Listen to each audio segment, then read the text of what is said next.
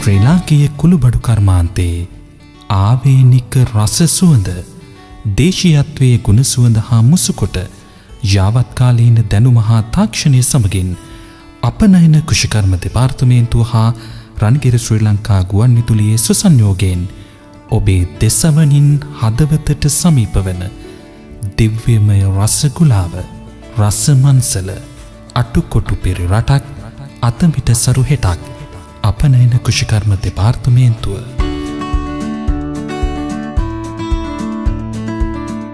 අද රසමන්සල වැඩසටහනින් ඔබත් එක්ක අපි කතා කරන්න බලාපොරොත්තු වෙන මාතෘකාව තමයි අපේ තවානකදී සාධිකා බීජයකින් පැලයක් හදාගන්න පුළුවන්ද?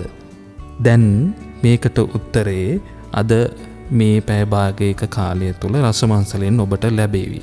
ඔබ දන්නවා රසමන්සල කිව්වහම අපි කෘෂි භෝග පිළිබඳව විශේෂයෙන් අපනයන කෘෂි භෝග පිළිබඳව නිරන්තරයෙන් අවධානය යොමු කරමින් ඔබට පුංචි දෑ තුළ අලුත් දැනුමක් ඒ වගේම කෘෂි අපනයන භෝග පිළිබඳව නිරන්තරයෙන් අවධානය යොමු කරමින් කතා කරනවා. අපි පහුගිය වැඩසටහන් දෙස හැරලා බැලුවොත් එහෙම ඒ වගේ මාතෘකා කිහිපයක් පිළිබඳවම අපි අවධානය යොමු කරා කතා කළා.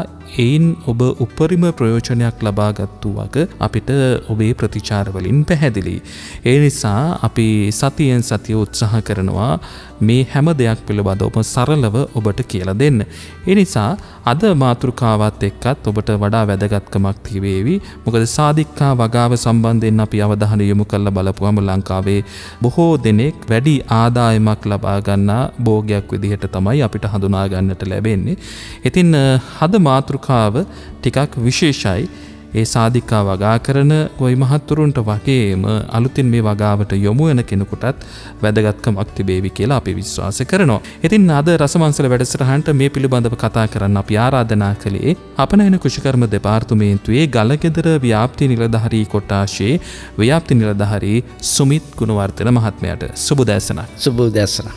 සුමිත් මහත්තයා, වර්තමානයේ සාධිකා සහ ආශ්‍රිත නිෂ්පාදන සඳහා පවතින වෙළඳපොළ ඉල්ලුම සැපයුම කොහොමද කියන එක පිළිබඳව පැහැදිලි කිරීමත් එක්ක අද කතා බහට ආරම්භයක් ගමු. සාධිකා භෝගය අපි සලකා බැලීමේදී ලංකාවේ දිස්ත්‍රික් කීපයකට පමණක් සීමා වූ භෝගයක් විදිහට සාධිකා සලකන්න පුළුවන්.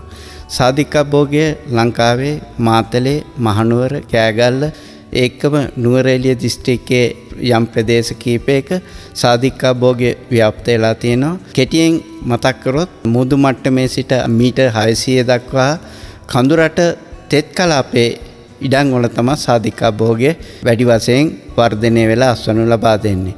එතකොට අපිට සාධිකා භෝගය සැලකීමේදී සාධිකා භෝගයෙන් ලැබෙන අස්වැන්නේ තියෙන ඖෂධීය ගුණාංගය සහ ආහාර රසවත් කිරීමේ ගුණාංගය අනුව අපිට ඉතා ඉහළ මිලක් වාණිජ වටිනාකමක් වෙළඳ පොලේ දැනට දක්නට ලැබෙනවා.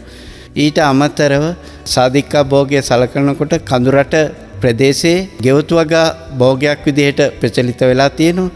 ඒකම කඳුරට ඉඩම් වල මිශ්‍ර වගා භෝගයක් විදිහටත් සාධිකා වගාව වගා කරන්න පුළුවන්කම තියෙනවා. ඊට අමතර තව වැදගත් කාරණයක් තමයි අර කඳුරට තෙත් කලාපයේ පොල්ලිඩම් ආශ්‍රිත ඉඩම් වල අතුරු වගාවක් විදිහටත් සාධිකා භෝගය වගා කිරීමේ හැකියාව තියෙන නිසා ගොවීන් අතර ඉහළ නැඹුරුවක් සහ විශාල ඉල්ලුමක් සාධිකා පැල වගාව සඳහා මේ වෙනකොට දකින්නට ලැබෙනවා. ලංකාවේ සාමාන්‍යයෙන් මේ වෙනකොට ඉඩම් අක්කර 2500ක් පමණ ප්‍රමාණයක් සාධිකා භෝගය වගා කරලා තියෙනවා. වාර්ෂිකව මෙට්‍රික් ටොන් 3000ක වගේ ප්‍රමාණයක් අපනයනය කරනවා සාධිකා ආශ්‍රිත නිෂ්පාදනය. එයින් අපිට විශාල විදේශ විනිමයක් සාධිකා වගාව සඳහා අපේ ලංකාවට ලැබෙනවා. ඊට අමතරව අපිට දකින්නට ලැබෙනවා සාධිකා තෙල් සුළු වශයෙන් නිෂ්පාදනය කරනවා.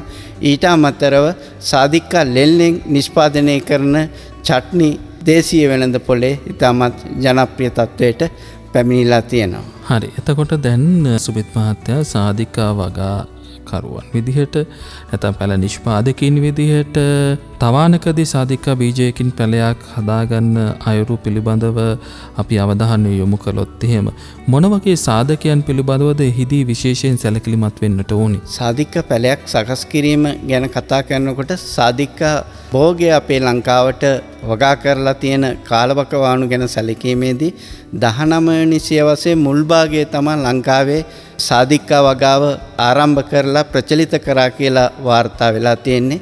ඒ කාලයේ සිටම මේ දක්වා සාධිකා භෝගය හැටියට අපිට ඒ වගා කරපු සාධිකා භෝගය තමයි අපේ ගොවිපළවල් වල දකින්න තියෙන්නේ.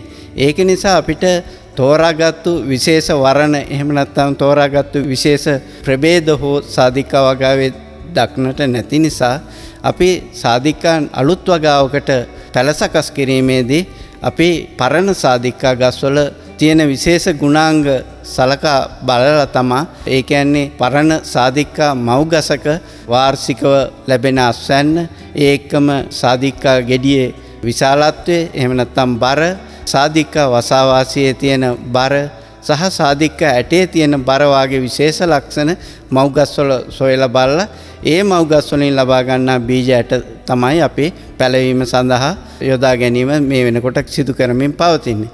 ඊට අමතරව සාධිකා පැලයක් නිෂ්පාදනය කිරීමේදී નિયમિત සුදුසු මාධ්‍ය භාවිතය ඒකම සුදුසු රෝපණ මාධ්‍ය භාවිතය ඒකම අපේ නියම කරලා තියෙන පොලිතින් බඳුම් භාවිතය නියම කාලවකවානු වලට ඒ සාධිකා පැල බඳුම් මාරු කිරීම සහ ගුණාත්මක පැලයන් නියම අවස්ථාවේදී ගොවියාට ලබා දීම යන කරුණු සාධිකා පැල නිෂ්පාදනයේදී සැලකිලිමත් වීම කළ යුතුයි.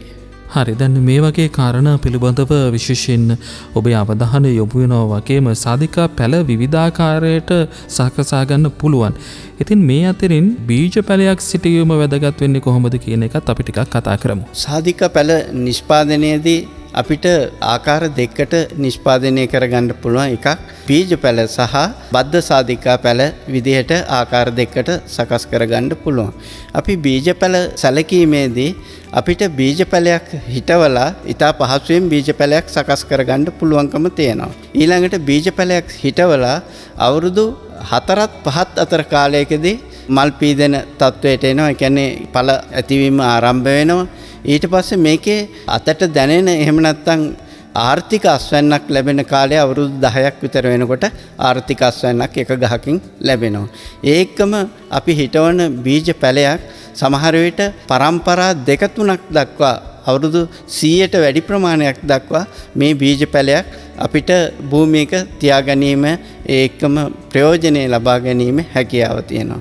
ඊළඟට සාධිකා බීජ පැලයකින් අහිතකර ස්වභාවික තත්ත්ව දැඩි සුළං දැඩි නියග තත්ත්ව වාගේ දේවල් වලට ඔරොත්තු දීමේ හැකියාව තියෙන නිසා බීජ පැලයක ගුණාත්මක ලක්ෂණ වැඩි. අපිට අහිතකර තත්වයක් විදිහට බීජ පැලයක් දකින්න පුළුවන්කම තියෙන්නේ බීජ පැල 100ක් හිටෙවොත් අපිට ඒකේ දකින්න පුළුවන්කම තියෙන 125ක් 30ක් විතර දකින්න පුළුවන් පිරිමි මල් එන සාධිකා පැල.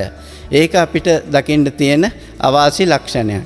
එතකොට අපි ඒ සඳහා දෙපාර්තමේන්තුව විසින් ගොවින්ට දෙන උපදේශය තමයි අඩි 20 22 කෙටි පරතරය යටතේ බීජ පැල සිටවලා පිරිමි මල්ගස් ඇති වුණාට පස්සේ ඒ අමතර පිරිමි මල් පිපෙන ගස් පළදරන ගස් 10කට එකක් වන පරිදි වැඩිපුර තියෙන පිරිමි මල් ගස් ඉවත් කිරීම තමයි දෙපාර්තමේන්තුවේ උපදෙස් වෙලා තියෙන්නේ. එතනදී අපිට ඒ ආකාරයට වැඩි පිරිමි මල් ගස් ඉවත් කරලා සාර්ථක වගාවක් විදිහට ඉදිරියට ගෙනියීමේ හැකියාව තියෙනවා.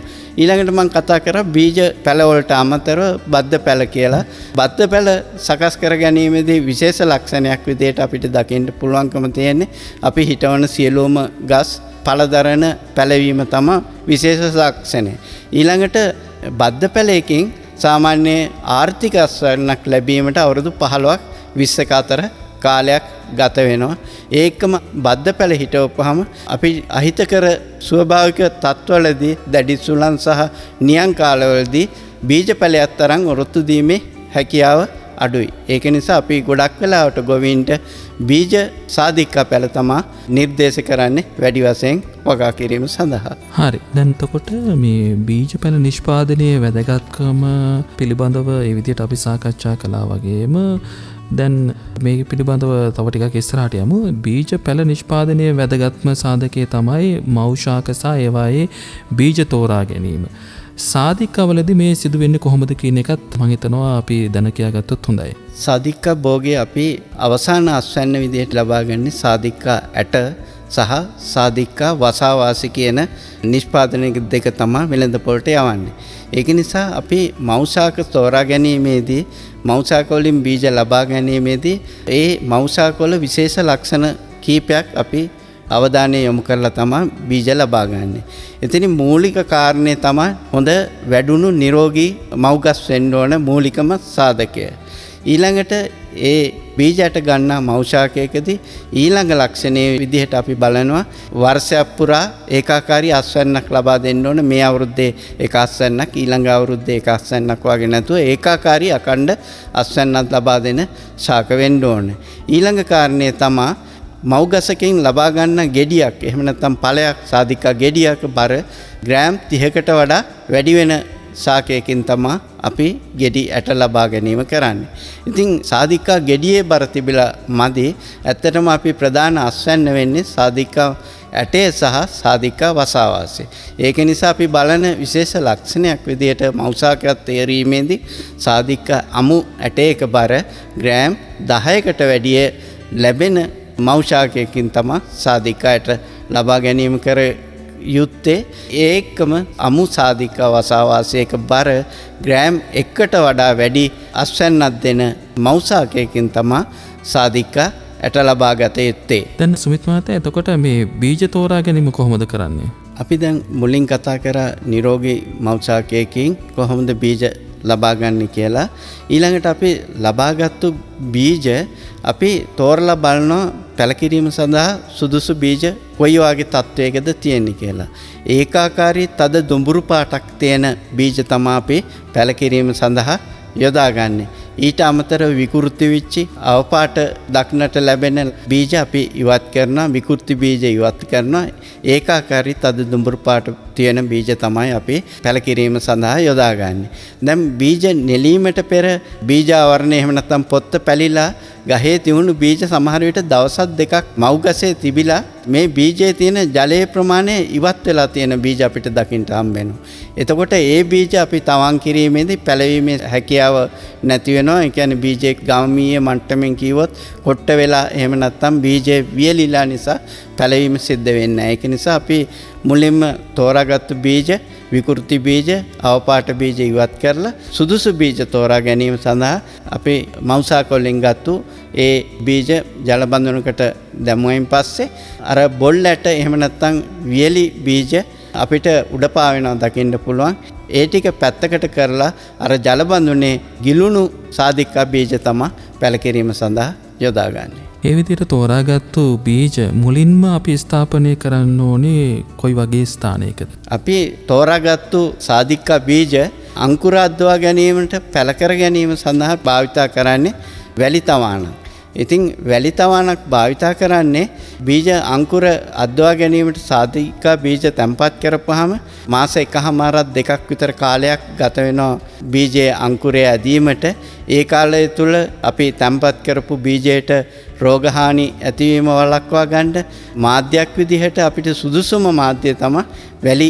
ඉතින් අපිට අවශ්‍ය වෙලාවට ජලය සැපයුම් කරන්න පුළුවන්. වැලි මාධ්‍යයේ බීජ තැම්පත් කරාට පස්සේ එහෙම නැත්නම් වැලි තවානේ බීජ තැම්පත් කරාට පස්සේ ජල සම්පාදනය සහ වැඩිපුර ජලයේ බැස යාම සඳහා ඉතා පහසු මාධ්‍යයක් විදිහට වැලි භාවිතා කරනවා. අටුකොටු පිරි රටක් අතමිට සරු හෙටක් අපනයන කෘෂිකර්ම දෙපාර්තමේන්තුව. මිත්‍රනි, අද අපි රසමංසල වැඩසටහනින් අපේ තවානකදී සාධිකා බීජයකින් පැලයක් හදාගන්න පුළුවන්ද කියන මේ මාතෘකාව යටතේ කතා කරමින් ඉන්නේ.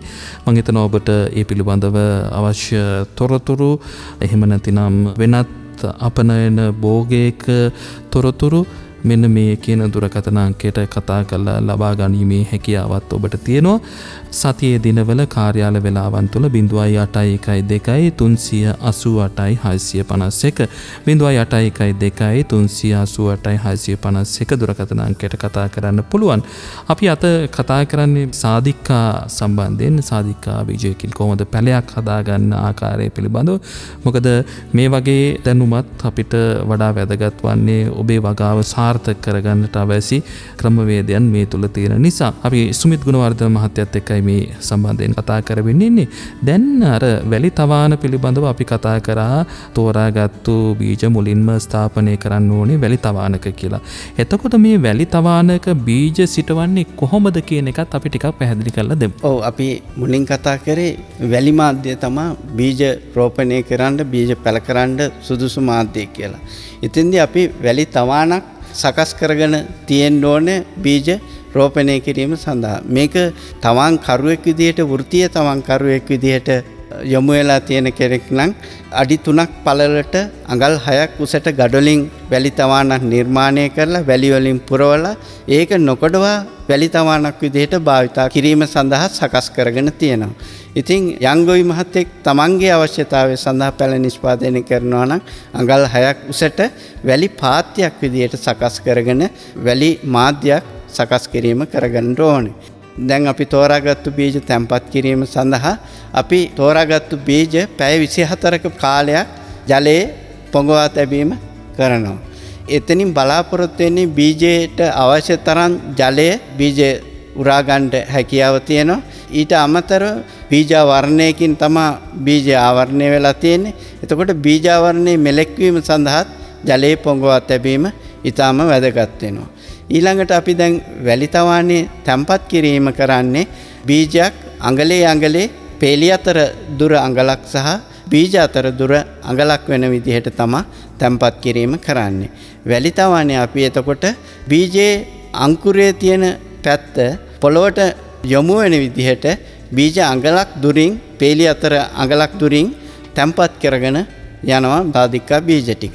ඊට පස්සේ අපිට පුළුවන්කම තියෙනවා නැවත අඟලක පමණ වැලි තට්ටුවකින් සියුම් බීජ ටික වහලා මේකට වියලි පිදුරු හෝ වියලි තනකොළ වලින් නැවත වසුණක් විදිහට වහලා ඊට පස්සේ අපිට මේක නඩත්තු කරගෙන යන්න පුළුවන්. ඊට පස්සේ අපි දිනපතා මේ වැලි තවානට ජලය මල් බාල්දියක් ආධාරයෙන් මාස 1කමාරක් දෙකක් වෙනකල් එහෙම නැත්නම් බීජ අංකුර මතුවෙන අවස්ථාව වෙනකල් ජලය සම්පාදනය කිරීම කරන්න පුළුවන්. හැබැයි අපි බීජ තැන්පත් කරයින් පස්සේ දිලීර හානියක් හෝ වෙනත් රෝග වලින් ආරක්ෂා කර ගැනීම සඳහා කොප අඩංගු දිලීරනාශකයක් බෝඩෝ මිශ්‍රණය වගේ දිලීරනාශකයකින් මල් බාල්දියකට දිය කරලා බීජ තැන්පත් කරයින් පස්සේ මල් බාල්දියේ ඒ දිලීරනාශක වලින් මේ පාත්‍ය පෙඟෙන්ට හැරියොත් එහෙම අපිට මාස 1කමාරක් ඇතුළත කිසිම දිලීර හානියකින් බැක්ටීරියා හානියකින් තොරව මේ තවාන පවත්වා ගැනීම කරගෙන යන්න පුළුවන්.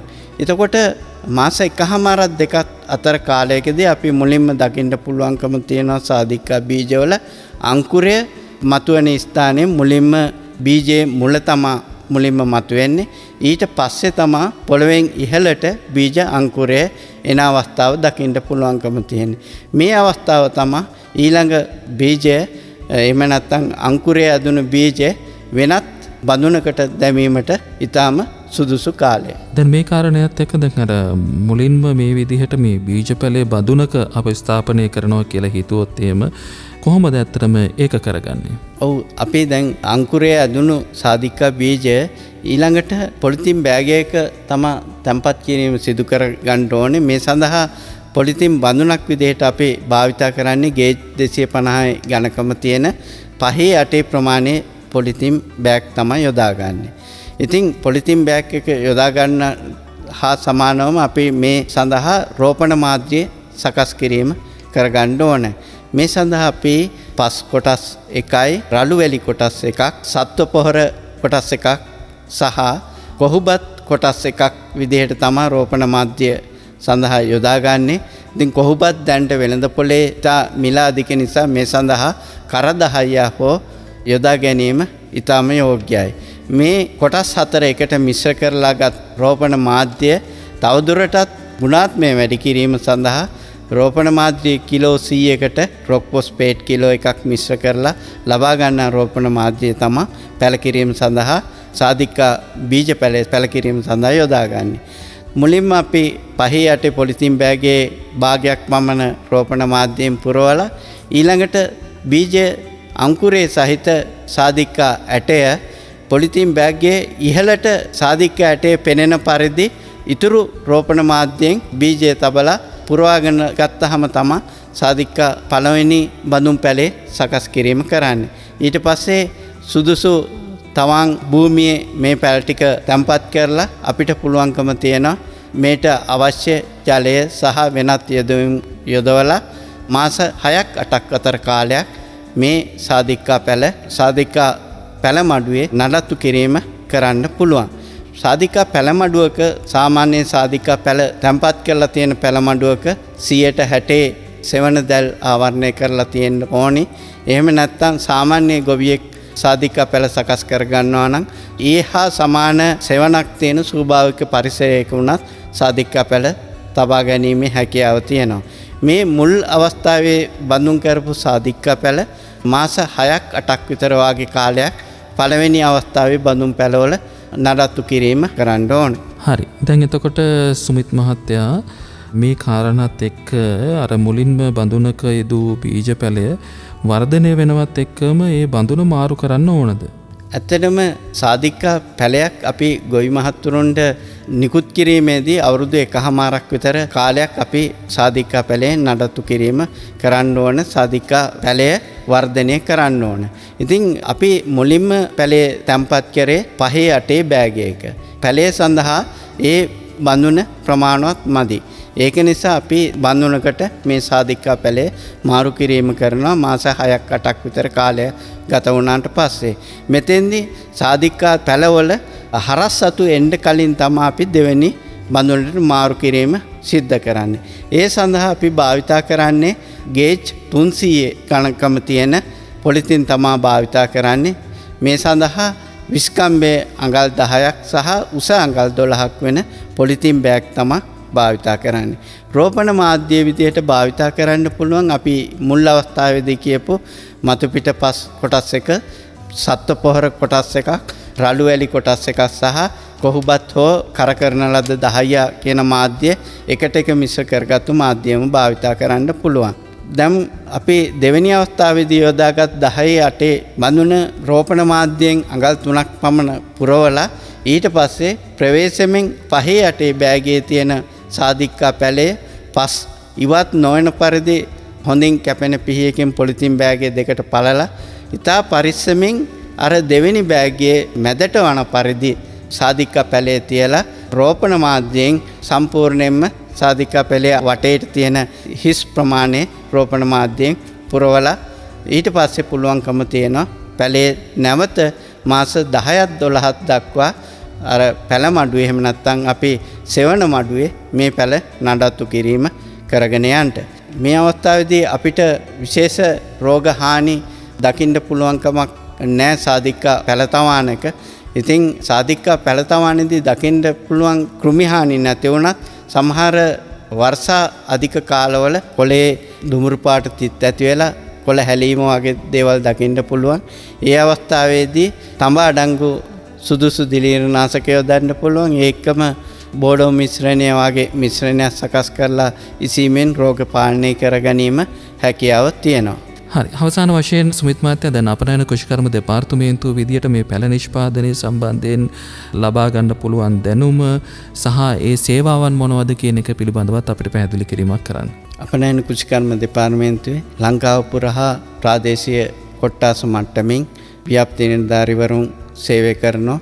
සෞන්දර්ය දිනේදී යම් ගොවි මහත්මයෙකුට අපනයන කෘෂිකර්ම සම්බන්ධ ගැටලුවක් निराකරණය කරගන්න අවශ්‍ය නම් සෞන්දර්ය දිනේ කාර්යාලය දිනේ ව්‍යාප්ති නිලධාරීන්ගෙන් හමු වෙලා ඒ ප්‍රශ්නේ යොමු කරන්න පුළුවන්කම තියෙනවා. ඊට අමතර Department of Export Agriculture කියන Facebook වීඩියෝ සහ YouTube ඔස්සේ ඔබට අපනයන කෘෂිකර්ම දෙපාර්තමේන්තුව ඒ හා සම්බන්ධ තොරතුරු ලබා ගැනීමේ හැකියාව තියෙනවා. ඊට අමතර අපනයන කෘෂිකර්ම දෙපාර්තමේන්තුවේ ගොවිමින පුවත්පතෙන් ඔබට තොරතුරු ලබා ගැනීමේ හැකියාව තියෙනවා. ඒකම සාධිකා පැළ නිෂ්පාදනය පිළිබඳ තොරතුරු දැන ගැනීමට අවශ්‍ය නම් 0812 388 392 යන මහනුවර දිස්ත්‍රික් කාර්යාලය දුරකථන අංකය ඔස්සේත් විමසලා තොරතුරු දැන ගැනීමේ හැකියාව තියෙනවා. අද අපි අපේ තවානකදී සාධිකා බීජයකින් පැලයක් සාදා ගන්න පුළුවන්ද? මෙන්න මේ මාතෘකාව සම්බන්ධයෙන් තමයි රසමංසල වැඩසටහනදී අවධානය යොමු කරේ. මේ සම්බන්ධයෙන් වෙන්න පුළුවන්. ඒ වගේම ඔබට අපනයන භෝග පිළිබඳව යම් කිසි ආකාරයක තොරතුරක් විමසන්න තියෙනවා නම් අපි රසමංසලයේදී මෙන්න මේ දුරකථන අංකයත් මතක් කරනවා. ඔබට පුළුවන් සතියේ දිනවල කාර්යාල වේලාවන් තුළ අපනයන භෝග පිළිබඳව යම් තොරතුරක් විමසන්නට මෙන්න මේ දුරකථන අංකයට කතා කරන්න 0812 388 651 0812 388 651. බොහොම ස්තුතියි අද මේ කතාබහට සම්බන්ධ වුණු අපනයන කෘෂිකර්ම දෙපාර්තමේන්තුවේ ගලගෙදර ව්‍යාප්ති නිලධාරී කොට්ටාශයේ ව්‍යාප්ති නිලධාරී සුමිත් ගුණවර්ධන මහත්මයාට. අදත් රසමංසල වැඩසටහනේ සම්බන්ධීකරණය අපනයන කෘෂිකර්ම දෙපාර්තමේන්තුවේ මාධ්‍ය හා සංනිවේදනාංශයේ සමන් ජයවීර දිසානායක මහතා, අධීක්ෂණය අපනයන කෘෂිකර්ම දෙපාර්තමේන්තුවේ මාධ්‍ය හා සංනිවේදනාංශයේ නියෝජ්‍ය අධ්‍යක්ෂ අරුණ දිසානායක මහතා. උපදේශකත්වයේ අපනයන කෘෂිකර්ම දෙපාර්තමේන්තුවේ අධ්‍යක්ෂ සංවර්ධන ජනක ලින්දර මහතා. තාක්ෂණික දායකත්වය පසින්දු ලක්ෂාන්ගෙන් අදත් රසමංසල වැඩසටහන නිෂ්පාදනය කොට ඉදිරිපත් කළ මම අනුරාධ රෝහණ කප්කොටුව. අට්ටුකොටු පිරි රටක් අතමිට සරු හෙටක් අපනයන කෘෂිකර්ම දෙපාර්තමේන්තුව.